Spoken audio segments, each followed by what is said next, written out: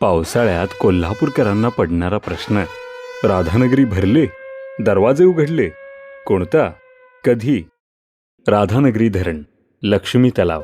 20व्या शतकाच्या सुरुवातीला कोल्हापूर संस्थानात वारंवार पडणारा दुष्काळ आणि पाण्याची तीव्र टंचाई, म्हणूनच छत्रपती शाहू महाराजांनी केवळ तात्पुरती मदत देण्याऐवजी संपूर्ण संस्थान परिसराची पाण्याची अडचण कायमची दूर करण्यासाठी भोगावती नदीवर 1908 साली राधानगरी धरण बांधण्याचा ऐतिहासिक निर्णय घेतला. राधानगरी धरण उभारणीसाठी छत्रपती शाहू महाराजांची दूरदृष्टी आणि मुख्य अभियंता पांडुरंगराव कृष्णाजीराव शिंदे यांचे तांत्रिक योगदान व भारतरत्न डॉक्टर M.S. विश्वेश्वरय्या यांचा मोलाचा सल्ला घेतला.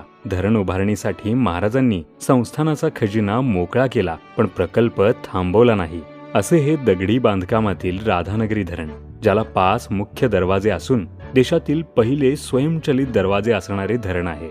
जवळपास 50 फूट लांबीचा लोखंडी भक्कम दरवाजा आणि प्रत्येक दरवाजा मागे 30 टन वजनाचा सिमेंटचा ब्लॉक असणारे हे 7 स्वयंचलित दरवाजे बसवले आहेत. धरण पूर्ण क्षमतेने भरल्यानंतर विजेच्या किंवा मानवी हस्तक्षेपाशिवाय हे स्वयंचलित दरवाजे आपोआप उघडतात आणि पाणी कमी झाल्यावर आपोआप बंद होतात.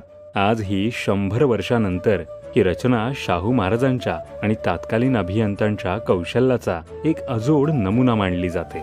धरणाची एकूण जलसंचय क्षमता 8.36 TMC असून एकूण लांबी 1143 मीटर आणि सर्वोच्च उंची 42 मीटर आहे. राजर्षी शाहू महाराज आणि छत्रपती राजाराम महाराज यांच्या दूरदृष्टीमुळे शेतीला वर्षभर मुबलक पाणी उपलब्ध झाले. परिणामी कोल्हापुरात ऊस शेतीचा विस्तार झाला आणि कोल्हापूर गुळ व साखरेचे प्रमुख केंद्र बनले आणि बारमाही वाहणारी भोगावती नदी पुढे जाऊन पंचगंगा नदीला मिळते, ज्यामुळे आज देखील कोल्हापूर शहरासह नदीकाठच्या हजारो गावांना अखंडित पाणी पुरवठा होत आहे. राधानगरी धरणाच्या विस्तीर्ण पाणलोट क्षेत्रात वर्ल्ड हेरिटेज साईट असलेले राधानगरी वन्यजीव अभयारण्य आहे. तसेच राधानगरी धरणावर जलविद्युत प्रकल्पही निर्माण करण्यात आला आहे. दुष्काळाची सावली पुसून कोल्हापूरला सुजलाम सुफलाम बनवणाऱ्या लोकराजा राजर्षी शाहू महाराजांना मानाचा मुजरा.